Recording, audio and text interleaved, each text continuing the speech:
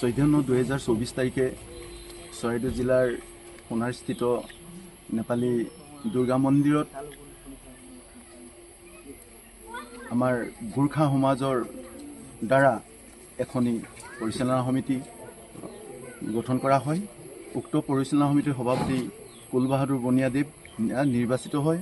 কাৰ্যকৰী সভাপতি নৰবাৰাদেৱ,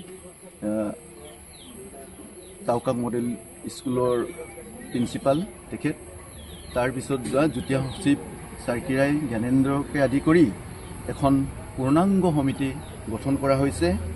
আমি এই প্ৰতি বছৰে অনুষ্ঠিত কৰি অহা দুৰ্গা পূজা এই বছৰো আমি সমগ্ৰ চৰাইদেউ জিলাৰ জনসাধাৰণৰ সমৰ্থন ক্ৰমে এইবাৰ অধিক মনোগ্ৰাহী কৰি তুলিবৰ কাৰণে পূজা মণ্ডপকে আদি কৰি পূজা সাফল্যমণ্ডিত কৰিবৰ কাৰণে আমি সিদ্ধান্ত গ্ৰহণ কৰিছোঁ। আৰু সমগ্ৰ চৰাইদেউবাসীক আমি এই পূজাৰ লগত জড়িত সকলো ভক্তগণক এই পূজাভাগিত সক্ৰিয়ভাৱে অংশগ্ৰহণ কৰিবৰ কাৰণে আমি আহ্বান জনাইছোঁ। আৰু তেখেতসকলে আৰ্থিকভাৱেই হওক, শাৰীৰিকভাৱে হওক বা কায়িকভাৱে সকলো তেখেতসকলৰ আমি সমৰ্থন আশা কৰিছোঁ, কামনা কৰিছোঁ। আৰু তেখেতসকলৰ পূৰ্ণ সহযোগিতা পুনৰ আমি আহ্বান কৰিছোঁ। এইখিনিয়ে আমি আজি এই বৈঠকত উপস্থিত সকলো ৰাইজী হৈ আমাৰ জনগণক জনালোঁ, আহ্বান কৰিলোঁ। গত বছৰ নিচিনাকৈ এই বছৰো আমি আমাৰ দুৰ্গা মন্দিৰ প্ৰাংগণত এখন পৰিচালনা সমিতি গঠন কৰা হয়।